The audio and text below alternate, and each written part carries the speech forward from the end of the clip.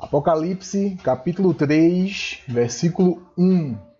Ao anjo da igreja em Sardes escreve: Estas coisas diz aquele que tem os 7 Espíritos de Deus e as 7 estrelas. Conheço as tuas obras, que tens nome de quem vives e estás morto. É muito sério isso, gente. É muito sério. Essa igreja de Sardes, né, de todas as igrejas que nós estamos estudando, essa igreja de Sardes ela tem muito a ver com a nossa igreja, né, nos dias de hoje. O período da igreja de Sardes corresponde à igreja do século XVI até a primeira parte do século XVIII. Tem algo interessante no século XVI, XVII, XVIII, né? Algo muito comum, que foi a Reforma, quando a verdade bíblica começou a ressurgir novamente por meio da pregação dos reformadores, em meio a uma completa apostasia. Isso era natural porque vimos nas igrejas anteriores que a cada momento que a igreja ia evoluindo, ia crescendo e o tempo ia passando, ela ia cada dia mais se afastando do primeiro amor.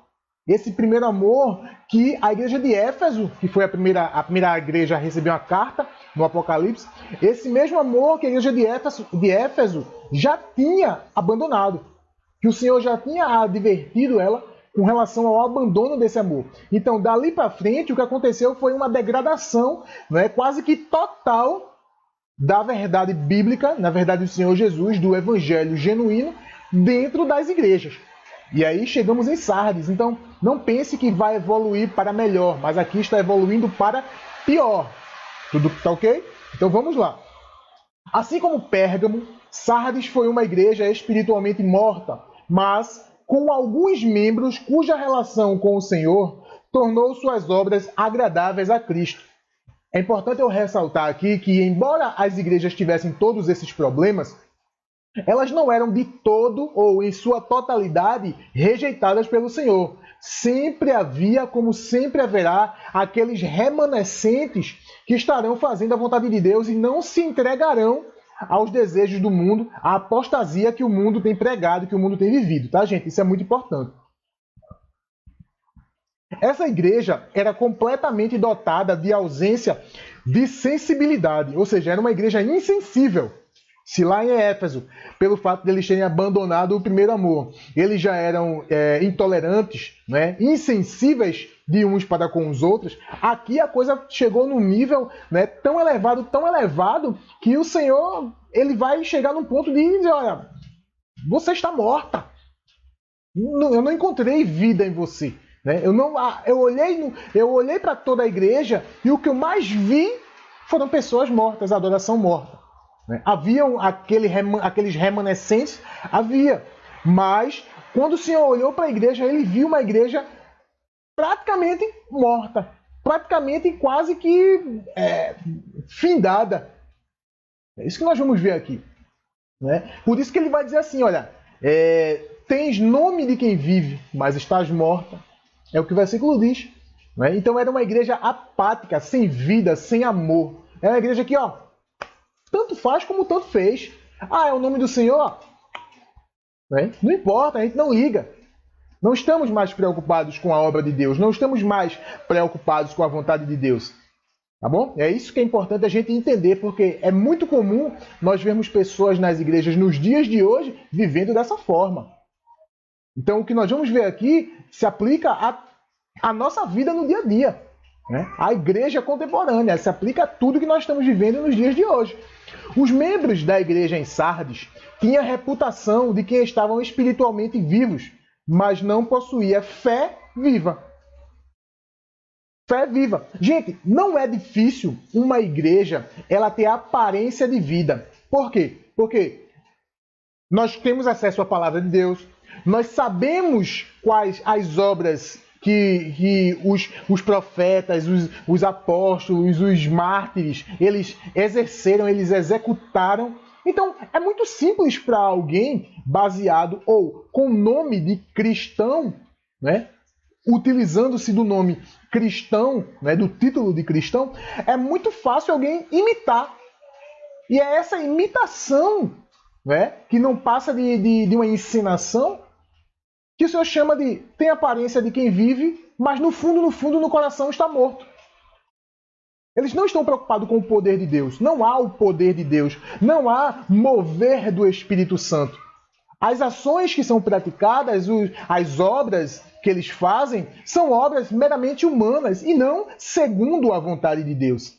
Então é por isso que é muito simples e é muito fácil alguém imitar a vontade de Deus. Imitar aquilo que Deus exige. Né? A vontade de Deus não, porque Deus ele tem vontade própria, né? Ele é único, é exclusivo, né? Mas é muito simples alguém ter a aparência de cristão.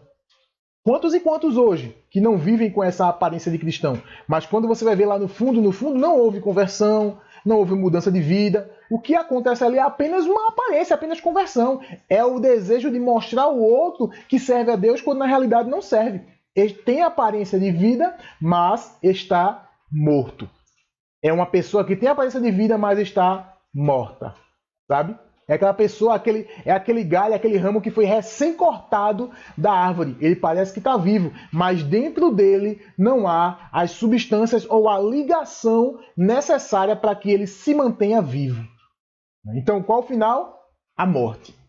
Então é importante a gente entender isso. Sardes havia se tornado indolente e letárgica, ou seja, chegou num nível de letargia, de um profundo sono, de estar ali aquém da verdade, aquém da vontade de Deus. Tá bom?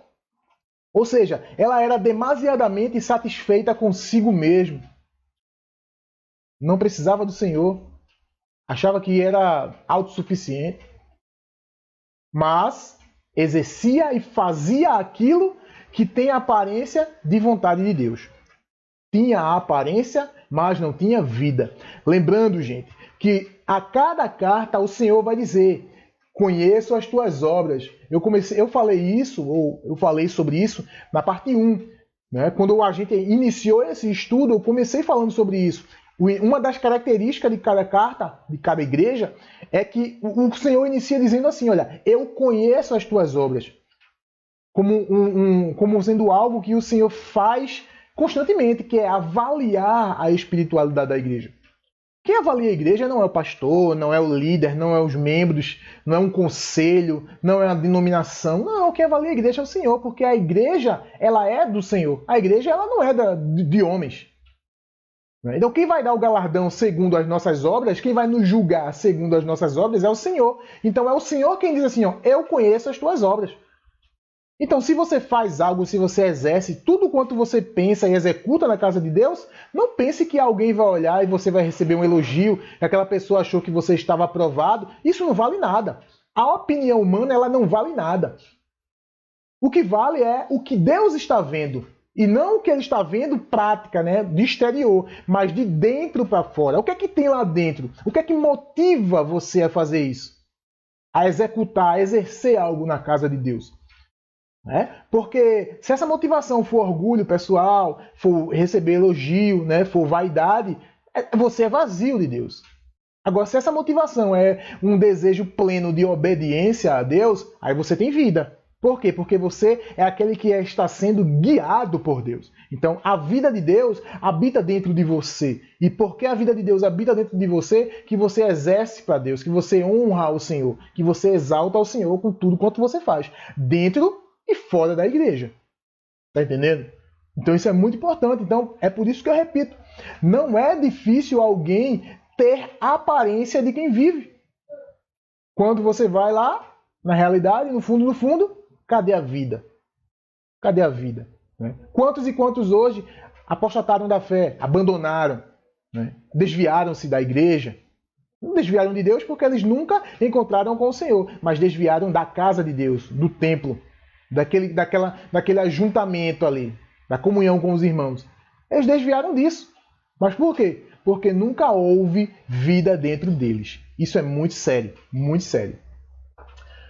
Cristo não vivia mais no coração dos membros. Melhor dizendo, vivia só de nome. Era só aparência, só de nome. Não é? Sua fé era morta e suas obras eram obras mortas que Cristo não podia aceitar. De forma evidente, As igrejas participantes dos movimentos reformistas, já naquela época haviam movimentos reformistas que eram inconformados com a forma em que a igreja estava se comportando. Já naquela época haviam esses remanescentes que queriam zelar pela verdade bíblica, fazendo a vontade de Deus. Certo? Então, de forma evidente, as igrejas participantes dos movimentos reformistas haviam redescoberto o que significa viver pela fé em Jesus Cristo, mas, em grande parte, elas acabaram caindo num estado que, em alguns aspectos, se assemelhava ao da organização da qual se haviam retirado. O que é que isso quer dizer? Nós sabemos que naquela época ali, o catolicismo romano, né, a mesclagem de Roma dentro do cristianismo, a influência de Roma com suas crenças, com seus credos, seus costumes, né, sua idolatria e tudo mais, já havia se infiltrado dentro da igreja. Então o catolicismo já era forte naquela época. Então alguns reformadores saíram do catolicismo, mas pouco a pouco, tudo quanto eles praticavam ainda tinha um pouco de contaminação daquela instituição. É como eu falei uma vez na igreja. Se lembram? Não sei se alguém de vocês se lembram, mas eu disse. Gente, muitas de nossas práticas dentro das igrejas evangélicas, elas têm origem no catolicismo. Elas não têm origem na Bíblia, elas não têm origem no costume dos judeus, elas não têm origem em Cristo, mas elas têm origem naquilo que nós trouxemos de dentro do catolicismo romano. Aliás, nós saímos de dentro do catolicismo romano. Nós somos protestantes, chamados protestantes, porque nós questionamos, nós protestamos a forma como a Igreja Católica ela exercia o ensinamento da palavra, ou como ela pregava e anunciava o Evangelho, se é que ela anunciava. Então nós protestamos, nós questionamos, nós fomos para cima.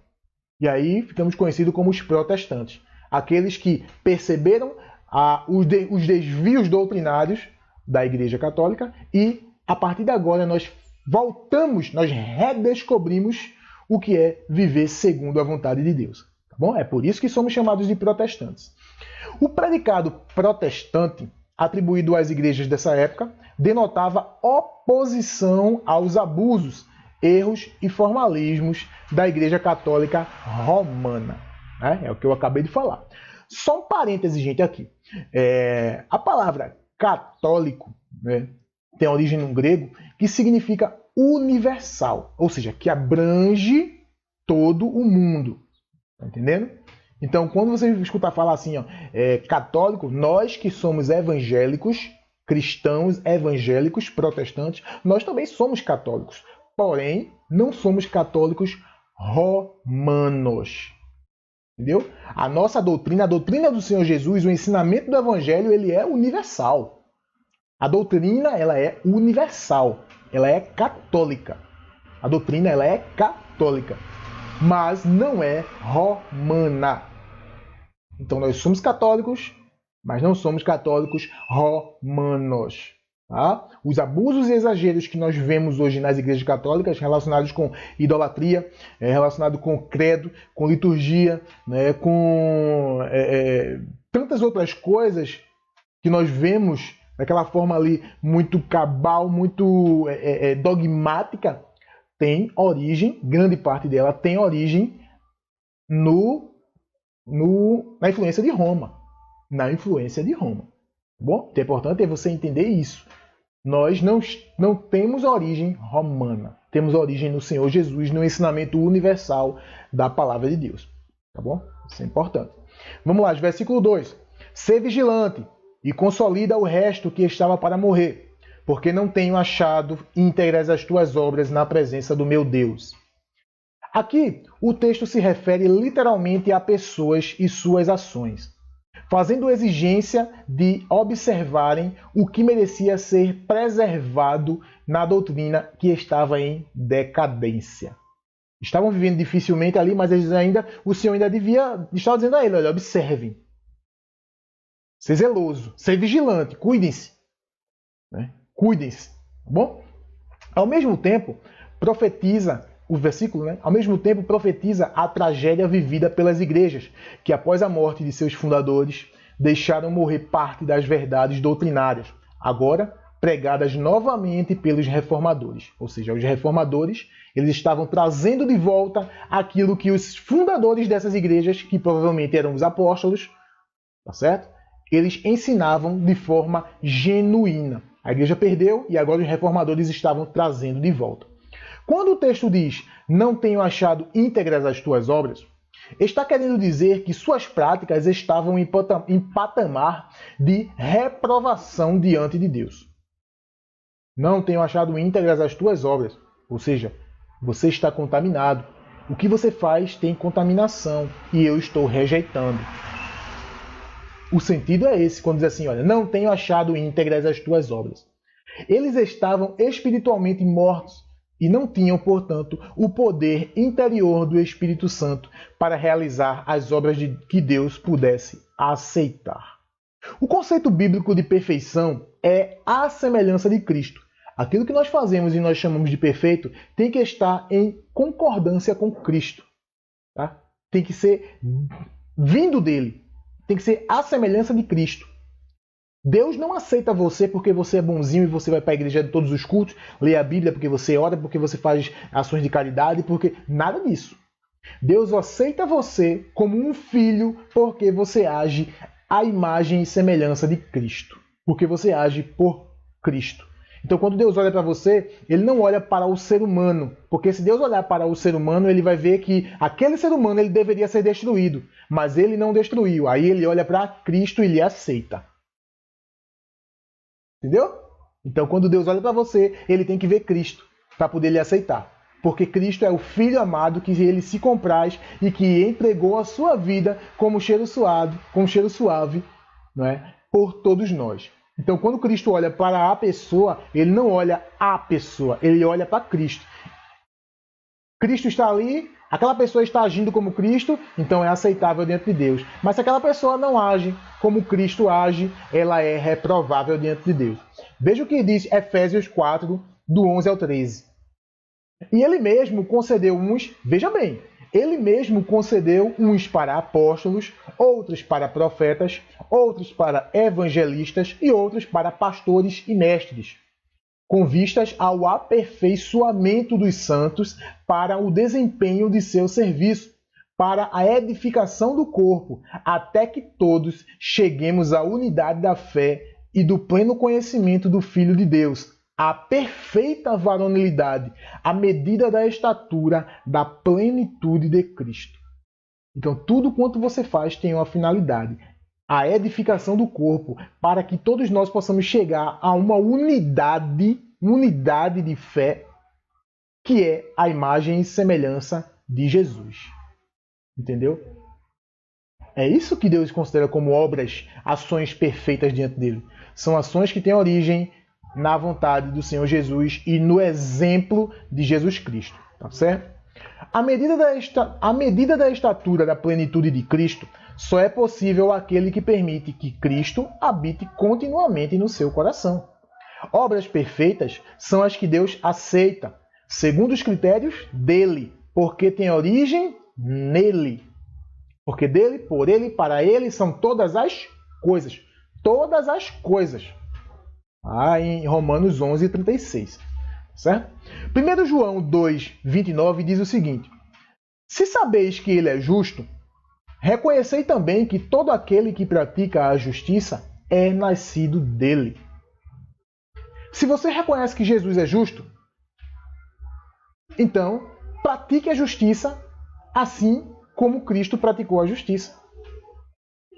Tá certo? Por isso que diz assim, olha, todo aquele que pratica a justiça é nascido dele. Entendeu? Ou seja, verificamos que Deus considera justas as obras daquele que é nascido dele. Se Deus não fizesse essa avaliação, ou se Deus não estipulasse esse critério, qualquer pessoa, crente ou não crente, poderia fazer a vontade de Deus e Deus aceitaria.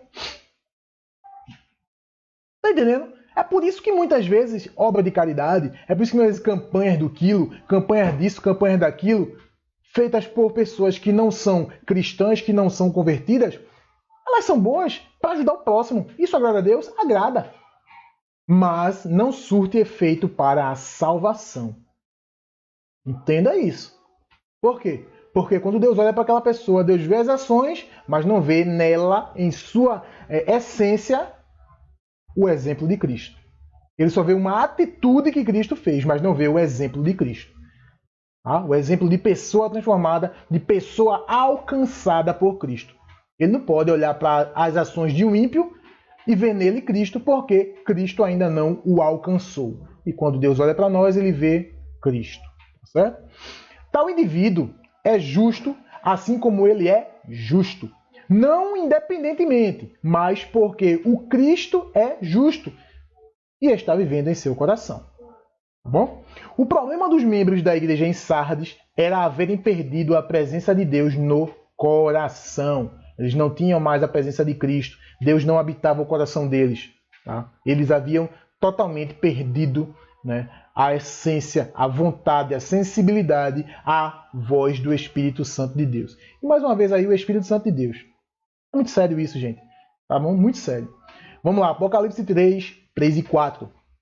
Lembra-te, pois, do que tens recebido e ouvido. Guarda-o e arrepende-te, porquanto, se não vigiares, virei como ladrão, e não conhecerás de modo algum em que hora virei contra ti. Tens, contudo, em Sardes, umas poucas pessoas que não contaminaram as suas vestiduras e andarão de branco junto comigo, pois são dignas. Vejam só. As poucas coisas ainda vivas pareciam prestes a morrer.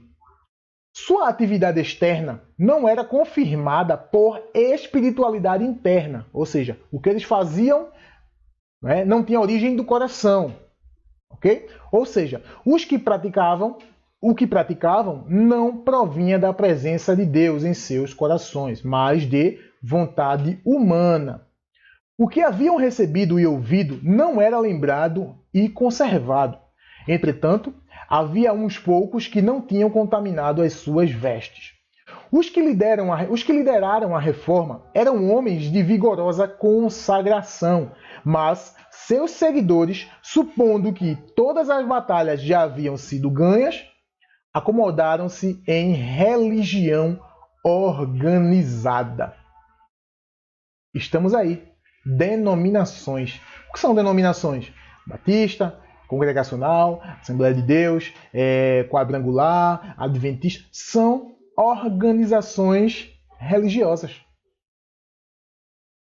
Então veja que a gente começa a aprender algumas coisas. Como foi que surgiu essa coisa de denominação? Está aqui. Denominações, está aqui. Né? Qual é a igreja do Senhor Jesus? Qual é a denominação do Senhor Jesus? Jesus era batista? Jesus era assembleano? Congregacional? Metodista? Não. Ele simplesmente fazia a vontade de Deus, certo? Mas aqui haviam aqueles que tinham piedade verdadeira, adoravam a Deus de verdade, mas seus seguidores acabaram se organizando religiosamente e dando origem ao que nós temos hoje. É por isso que tantas divisões. É por isso que o cara que é da Assembleia ele não aceita a doutrina da outra igreja. É por isso que o cara que ele é adventista, ele tem uma forma de doutrina, uma forma de crença que em outra não é aceita. É por isso que o cara que é batista, ele não aceita determinadas coisas. Uma prática aqui vale, mas aqui na outra igreja não vale. Ou ele não aceita a prática de outra igreja. Eu estou falando de denominações, mas a minha está inclusa, congregacional. Embora seja a primeira igreja denominação a chegar no Brasil, mas temos doutrinas, temos ensinamentos que se chocam com outras igrejas, tanto partindo de nós para lá como de lá para cá. E de onde veio isso? Veio daqui de Sardes. Certo? Isso é muito sério. Grandes movimentos iniciados por homens como Lutero e John Knox tornaram-se meras religiões de Estado, sustentadas pelo erário público. O que é que isso quer dizer? As igrejas passaram a ser sustentadas pelo governo. Quem era o governo da época? Maior, preponderante? Roma. Por isso que o catolicismo romano ele teve no seu auge muita riqueza. Hoje ainda é muito rico, mas está em decadência. Por quê? Porque à medida que o tempo vai passando, Deus ele vai tirando a cegueira espiritual das pessoas. O plano de Deus para o Apocalipse, né, para o fim de todas as coisas, vai sendo colocado em prática e Deus ele vai salvando, Deus ele vai resgatando as pessoas e eles vão ficando em decadência. Né? As religiões vão ficando e entrando em decadência. Bom, isso é muito sério. Vale lembrar que aqui em Apocalipse, as igrejas não foram dispostas pelo Senhor de forma aleatória. É o que eu falei antes. Mas de um modo que o problema da igreja anterior fosse tomando forma na igreja posterior. Ou seja, desde lá de Éfeso, era aquela... De Éfeso até aqui a gente está em Sardes, né? Mas de Éfeso para cá, né? Então você vai ver que é uma evolução da decadência. Interessante isso, né? O que a gente vai vendo é uma evolução da decadência da igreja. A igreja está caindo cada dia mais. E a cada dia mais a maldade, a destruição dela é evolutiva. Interessante isso. Né? Muito sério. Em Sardes, aquilo que em Pérgamo havia sido pré-desenhado, que foi uma mesclagem entre a igreja e o Estado, né? Aqui falando Estado, nação organizada politicamente, né? Estruturada politicamente. Aqui eles já estavam caminhando de mãos dadas há um bom tempo sob o nome de catolicismo romano. Ou seja, aquela religião, o ensinamento de Jesus que era universal, passou a ter influência e domínio de Roma. A administração de Roma. Então quem mandava mais não era a Bíblia, não eram as Escrituras, não era a palavra de Deus, não era o ensinamento de Jesus, mas quem mandava eram os políticos, líderes políticos de Roma. Os reis de Roma, que mandavam dentro da igreja. O vencedor, Apocalipse 3:5. O vencedor será assim vestido de vestiduras brancas, e de modo nenhum apagarei o seu nome do livro da vida. Pelo contrário, confessarei o seu nome diante do meu Pai e diante dos seus anjos. Cristo precisa ser tudo em todos dentro da igreja. Ele é o cabeça do corpo. Ele precisa habitar no coração. Sua vida deve circular por nós, assim como o sangue circula pelas veias. É corpo. Cristo, vou dizer isso em todas as aulas. Cristo é o cabeça, nós somos os membros. Ele é o cérebro, ele é a parte pensante, ele é a parte que controla as emoções, ele é o cérebro do corpo. Nós somos os membros, apenas que recebemos os impulsos elétricos da cabeça. Nós somos os membros. Cristo é o cabeça da igreja. Fazendo uma analogia a corpo. O corpo de Cristo nós somos seus membros e ele o cabeça. Entenda isso. Entenda isso. Mas se o cristão confia em Deus, se ele é manso e humilde de coração, né? Então, Cristo precisa circular em nós assim como o sangue circula pelas veias. Seu espírito tem de ser um poder vitalizador que nos leve a influenciar outros a tornarem-se semelhantes a Cristo. A sua atitude como cristão, o seu exemplo como cristão, tem que ser um exemplo que leve outras pessoas a Cristo. Tá? Outras pessoas a Cristo. Então você tem que exercer justiça, você tem que ter fome e sede de justiça, você tem que falar a verdade. Ah, mas fulano não vai gostar, mas tem que ser dita a verdade. O que não pode é você ser omisso ou esconder a mentira. Porque nada disso é parte do Senhor. Tá? Então, o seu comportamento tem que ser um comportamento digno e reto. Você tem que honrar sua família, tem que honrar sua esposa, tem que defender sua esposa, defender os seus filhos, defender a sua família, defender o seu lar. Tudo isso são atitudes de quem é nascido de novo, de quem entendeu que é um cristão, um filho de Deus e que age segundo a vontade de Deus em semelhança a Cristo. Esqueça essa coisa de que Cristo é só amor, Cristo ama, Cristo amou, Cristo amou. Cristo curava as pessoas, Cristo abençoava as pessoas, Cristo libertava as pessoas endemoniadas. Isso é verdade, né? Mas isso ele fazia e dizia assim, olha, cresto nisto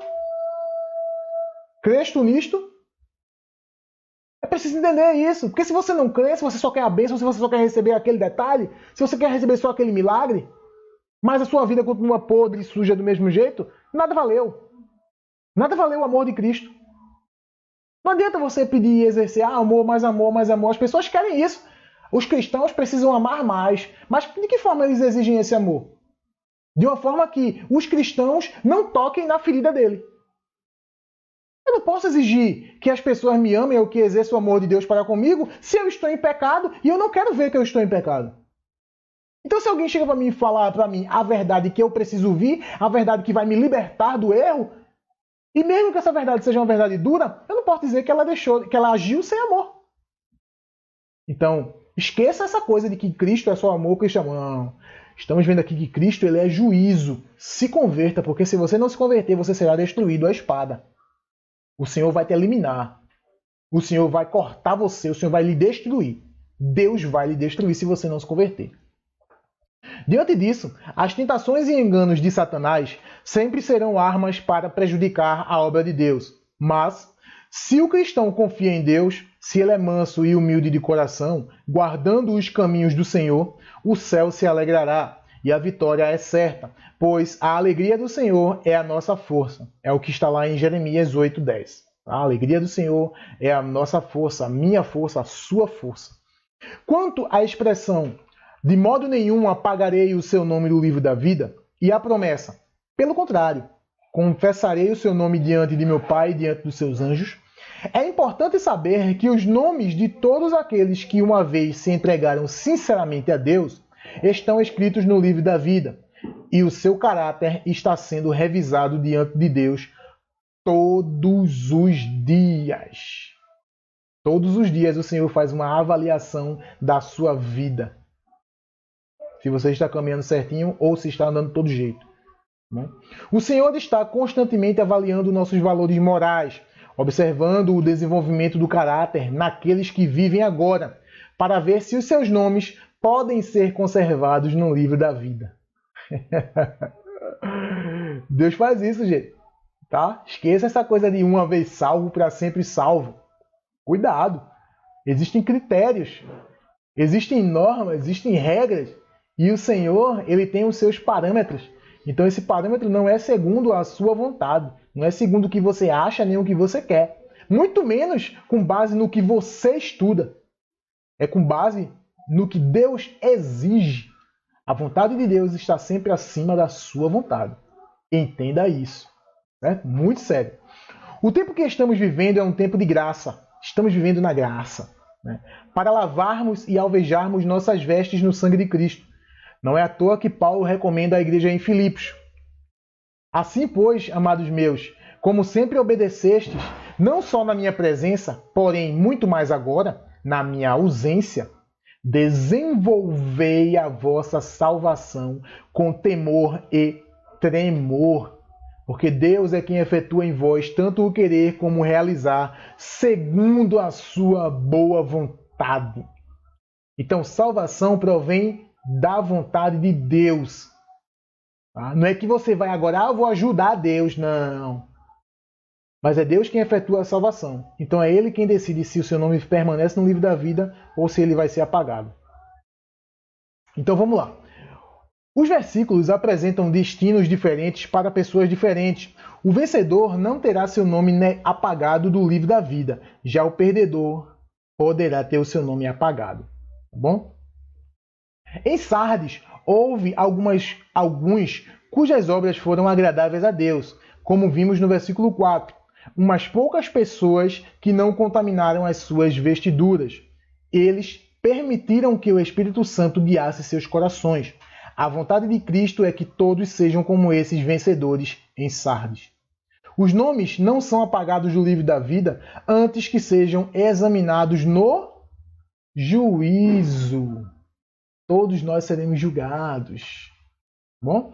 Os nomes dos que perderam sua relação com Cristo, como nascidos de novo, os nomes dessas pessoas que perderam a sua relação com Cristo serão apagados. O selo de Deus no tempo do fim é colocado sobre os nomes mantidos no livro da vida.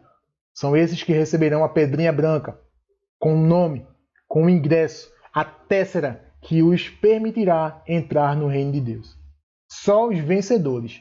Tá bom? Isso é importante. Quem tem ouvidos, ouça o que o Espírito diz às igrejas. Apocalipse 3:6. Essa é a advertência, né? É a recomendação ao final de todas as cartas. Nós já estudamos sobre isso. Ok? E agora, Igreja da Filadélfia. Ao anjo da igreja em Filadélfia, escreve. Gente, estamos em Apocalipse capítulo 3. Aqui o versículo 7. Igreja da Filadélfia. Ao anjo da igreja em Filadélfia, escreve. Estas coisas diz o santo, o verdadeiro, aquele que tem a chave de Davi, que abre e ninguém fechará, e que fecha e ninguém abrirá. Filadélfia, que quer dizer amor fraternal, representa a última parte do século XVIII e a primeira do século XIX, com o nascimento da expansão missionária e a organização das sociedades bíblicas. Existe uma notável coincidência entre as duas cidades, Esmirna, que nós já vimos, e Filadélfia, que retiveram seu caráter e população cristã por muito tempo, por mais tempo do que as outras cidades da Ásia que nós estudamos. São as cidades cujas igrejas foram tão puras e irrepreensíveis no tempo de João que as cartas escritas para elas são as únicas que não contêm palavras de repreensão. Esmirna e Filadélfia, as únicas cartas que não têm palavras de repreensão. A expressão chave de Davi aplica a Cristo a profecia de Isaías a respeito de Eliaquim. É Isaías 22, do 20 ao 22. Vamos lá, Isaías 22, do 20 ao 22. Diz assim. Isaías 22, do 20 ao 22. Naquele dia, chamarei a meu servo Eliaquim, filho de Hilquias. Vesti-lo-ei da tua túnica, cingi-lo-ei com a tua faixa e lhe entregarei nas mãos o teu poder. E ele será como pai para os moradores de Jerusalém e para a casa de Judá. Porei sobre o seu ombro a chave da casa de Davi. Ele abrirá e ninguém fechará. Fechará e ninguém abrirá. Então veja como o livro de Apocalipse, aquilo que nós estamos estudando, faz um vínculo com toda a Bíblia. Voltamos lá para Isaías, para o profeta Isaías. Então é errado alguém pensar que o Antigo Testamento é uma coisa e o Novo Testamento é outra. Não, a palavra de Deus ela é uma só e ela se vincula entre si.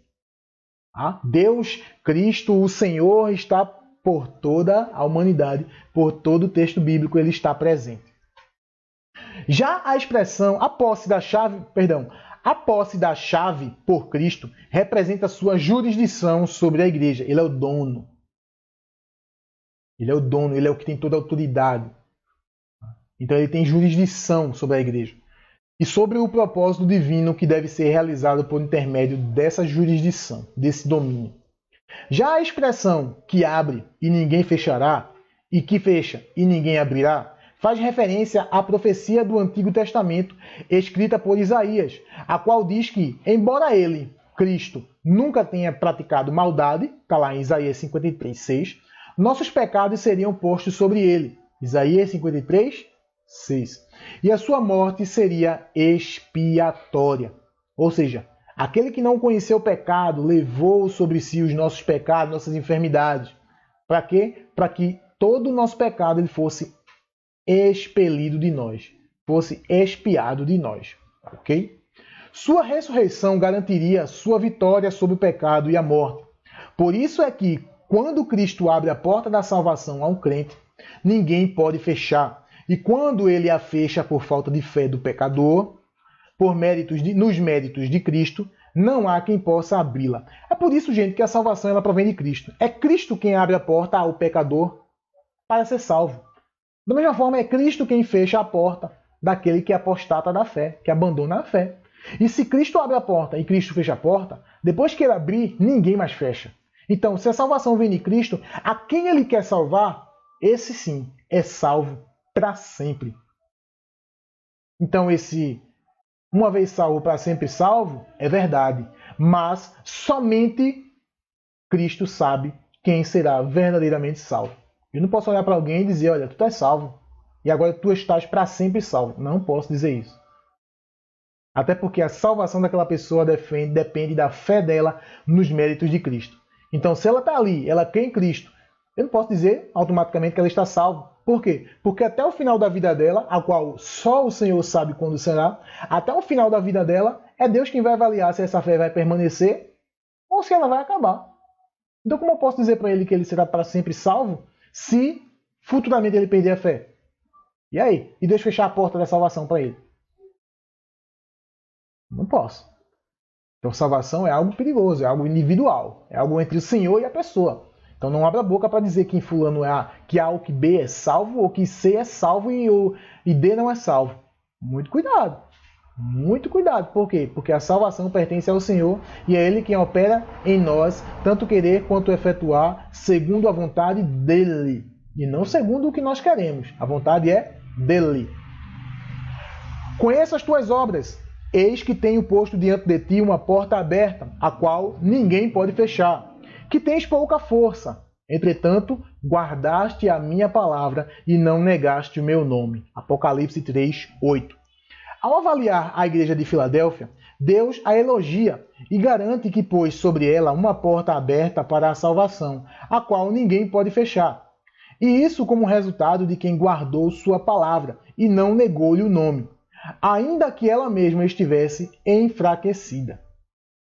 Bom, como é Deus quem avalia a igreja, então é Ele quem diz se aquela pessoa merece ou não merece, se aquela pessoa está guardando, se esforçando em guardar os ensinamentos ou se não. É Deus. Nenhum ser humano pode impedir que Cristo seja bem-sucedido na realização de sua obra no lugar santíssimo.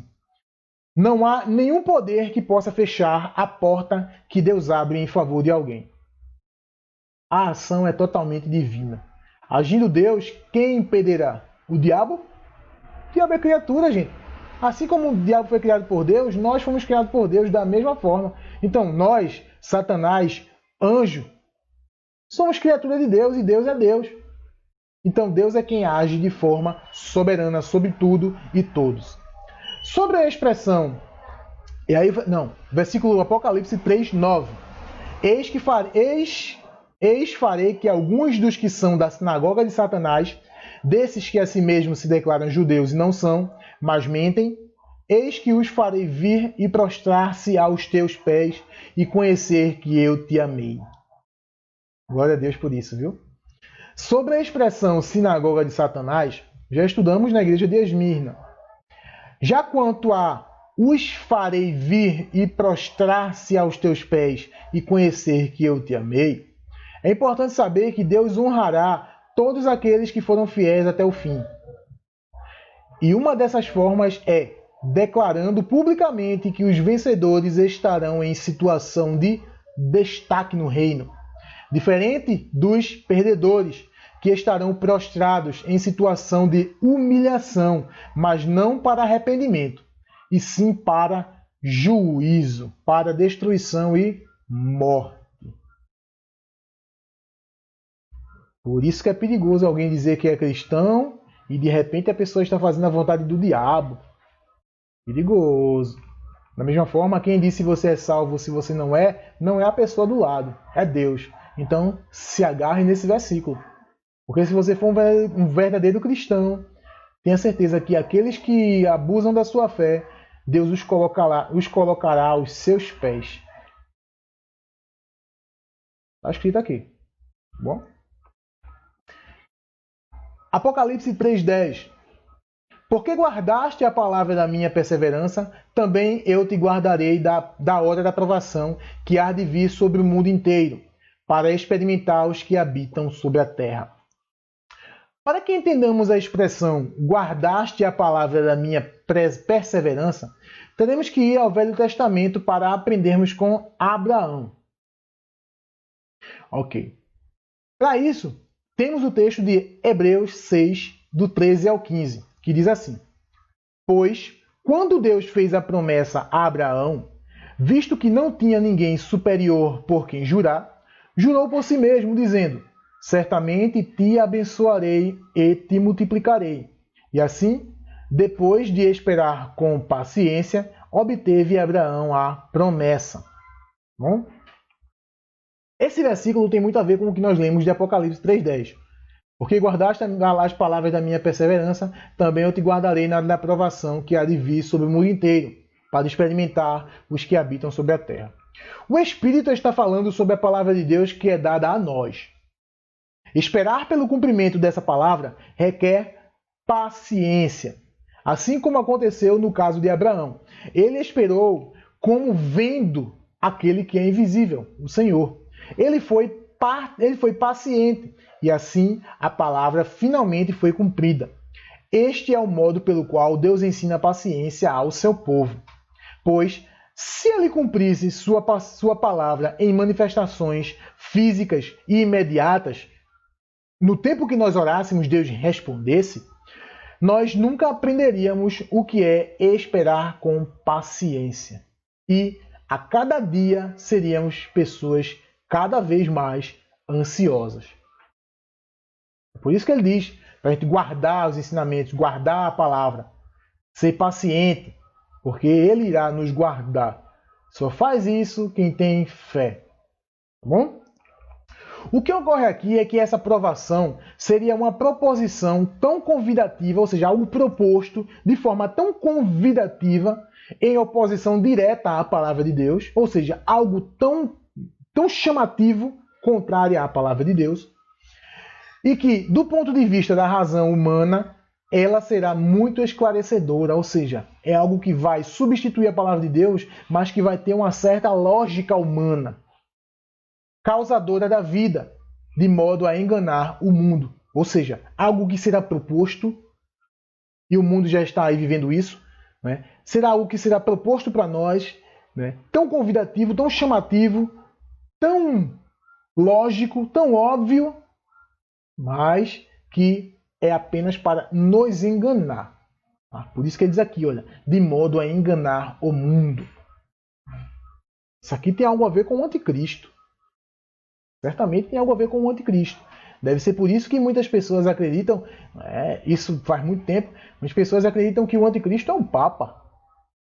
É uma afirmação, no mínimo, atrevida. Visto que só quem sabe tempos e horas e dias é o Senhor. Então não podemos viver com base em suposições, no eu acho. Eu acho, não. Nós temos que nos apegar ao que a palavra diz. Tá bom? O movimento ecumênico que tem começado nas igrejas da época, aquela época, o ensinamento já era daquela época, né? Um movimento, né, ecumênico, do ensinamento da palavra, a forma de doutrina, de liturgia, né, que tinha começado nas igrejas daquela época e que perdura até os dias de hoje, evolui para um belo princípio com aparência de verdade. É ou não é? O que nós vemos aí fora é o quê? Tem aparência de verdade, o qual se tornou tão forte politicamente que fez pressão sobre o governo para obrigar todos a se unirem com ele de forma direta, ou através de princípios promulgados em leis humanas, de modo que nenhum povo será reconhecido como verdadeira igreja, a menos que esteja sob domínio direto ou indireto dessa organização. Que organização é essa, gente? É o catolicismo romano. Não é assim que eles dizem? A Santa Igreja, a Igreja, né? A Santa Igreja, o Santo Papa. Então, para eles, tudo é santo. Tudo é santo. Por quê? Porque é eles quem definem aqui na Terra, é eles quem definem quem é igreja e quem não é. Tanto é que a grande maioria dos católicos, eles não são membros do corpo de Cristo. Eles são membros da igreja. Ah, Riva, mas a igreja não é o corpo de Cristo? Sim, mas quando eu falo membros da igreja, no caso do catolicismo romano, eu estou dizendo que eles são membros da instituição chamada Igreja Católica Romana. Diferente de nós, que somos membros do corpo de Cristo. Ah, Riva, mas você é membro da Igreja Evangélica Congregacional Missionária. Sim, é apenas uma organização religiosa. Mas fora dela, eu conto você no cristão. Membro do corpo de Cristo. Aonde eu for, eu sou membro do corpo de Cristo. Nós somos membros de uma instituição religiosa apenas para fins organizacionais. Mas para fins de salvação, fins de reino de Deus, todos nós somos membros do corpo de Cristo. Por quê? Porque nós vivemos a imagem e semelhança de Cristo. E não a imagem e semelhança da igreja. Não posso dizer que a igreja é santa. A santa igreja evangélica congregacional. O santo pastor. O santo presbítero. Né? Santo dia. Não. Aqui o que eles dizem é isso. A santa igreja. Então, são eles quem decidem o que entra na igreja e o que faz parte da igreja e o que não faz parte. Tá? São eles, e não o Senhor. E não o Senhor. Bom? Somente os eleitos não serão enganados. Apocalipse 3, 11 e 13.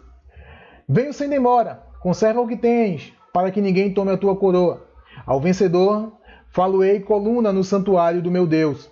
E daí jamais sairá. Gravarei também sobre ele o nome do meu Deus, o nome da cidade do meu Deus, a nova Jerusalém que desce do céu, vinda da parte de Deus, e o meu nome e o meu novo nome. Quem tem ouvidos, ouça o que o Espírito diz às igrejas. O que temos aqui é uma palavra para cada um de nós nessa época. Venho sem demora. Gente, quem de nós cristãos não estamos esperando o Senhor? Todos nós estamos esperando o Senhor. Então essa palavra venho sem demora é um alento para nós. Venho sem demora. É um alento. É maravilhoso isso. O Senhor está chegando. Jesus está voltando. Jesus está chegando. Hoje nas igrejas, muito raramente se prega isso. Jesus está voltando. Eu, em particular, eu costumo dizer isso. Jesus está voltando, cara. Se converte. Mas a mensagem hoje, ela está muito para acalentar, muito para ajustar, muito para satisfazer. Mas raramente se vê pregando: Jesus está voltando, se converta, senão o seu fim será o lago de fogo. Essa é a pregação ideal. É duro? É duro. É verdade. Então tem que pregar. Então a palavra está, não exatamente desse jeito, mas de uma forma pior. Sereis destruídos pela espada. Muito sério isso, gente. Muito sério isso. Muito cuidado ao brincar de crente. Porque pode ser que você tenha a aparência de vida, mas já esteja morto há muito tempo. Como os cristãos de Sardes. Muito cuidado.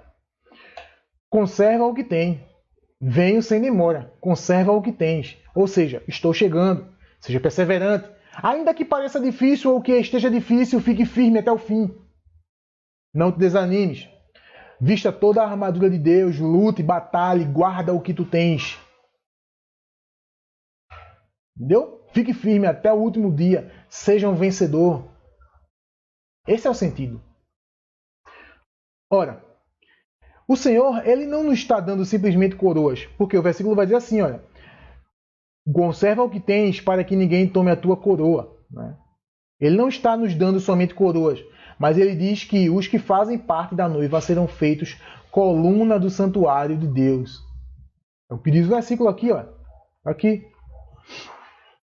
Ao vencedor falo-ei coluna no santuário do meu Deus. Apocalipse 3, 11 ao 13. Coluna no santuário de Deus. O que isso quer dizer? Quem é o templo de Deus? Quem é o templo do Senhor?